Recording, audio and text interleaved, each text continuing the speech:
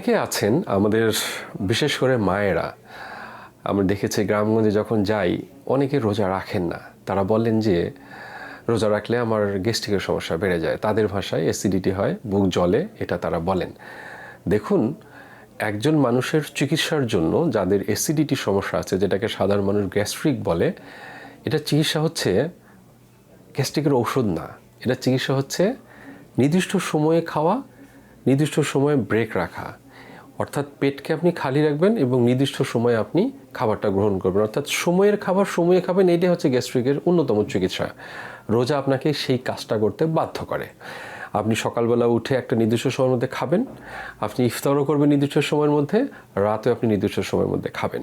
এখন আমাদের তো বদ অভ্যাস আছে, রোজার সেহরির সময় বিশাল পেট পুরে খাইতে হবে, একদম পেটটা ফুলে শক্ত না হওয়া পর্যন্ত খেতে হবে, এটা একটা বদ অভ্যাস আছে। সেহরির সময় আমাদের ভাজা পোড়া একদম মুখ রসালো খাবার খেতে হবে, তা নাহলে তো মনটা ভরবে না।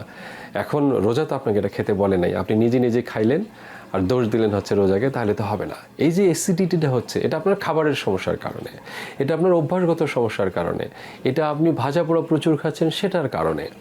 অনেকে আছেন যে একটা সুযোগ পেয়েছি, রোজার মধ্যে আমার আর এই করারই দরকার নাই, আর সেহরি করারই দরকার নেই, তাহলে আমি সারা দিন আমার ওজনটা কমতে সাহায্য করবে। অ্যাবসলিউটলি রং। সেহরিতে আপনাকে কিছু না কিছু অবশ্যই খেতে হবে। আপনি যদি না খেয়ে শোন তাহলে কিন্তু এটা আরও বেশি আপনার জন্য ক্ষতিকর হয়ে উঠবে। সো রোজার ক্ষেত্রে আমরা কিছু বদ অভ্যাসকে ত্যাগ করতে বলি। এক, আপনার যদি অ্যাসিডিটির সমস্যা থাকে কোনোভাবেই ভাজা পোড়াটা আপনি খাবেন না।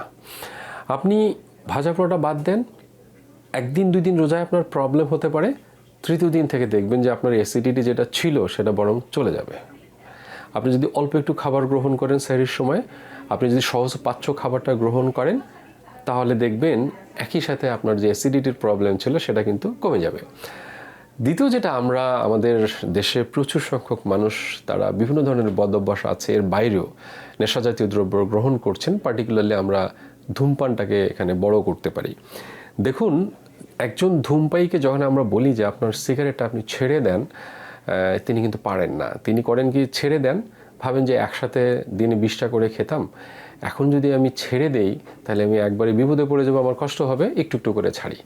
এই যে একটু একটু করে যখন তিনি ছাড়তে যান, অর্থাৎ 20টা থেকে 10টা 5টায় নিয়ে আসেন, সিগারেটের প্রতি তার যে ক্রেভিং, আগ্রহ, সেটা আরও ডাবল হয়ে যায়।